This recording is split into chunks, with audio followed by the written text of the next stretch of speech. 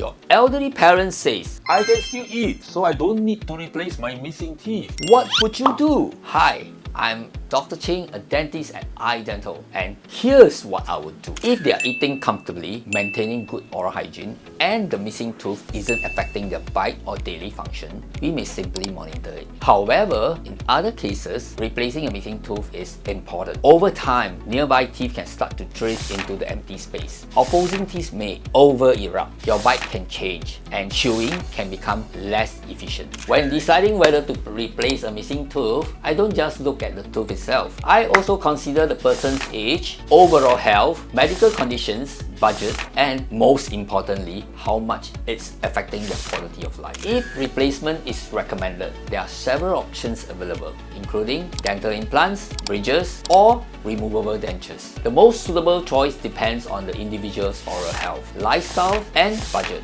At the end of the day, the right decision isn't about replacing every missing teeth. It's about choosing the option that best supports your long-term oral health and daily function. If you're unsure whether a missing tooth should be replaced, come speak to us at i.Dental. We'll assess your smile and recommend the most suitable treatment based on your individual needs.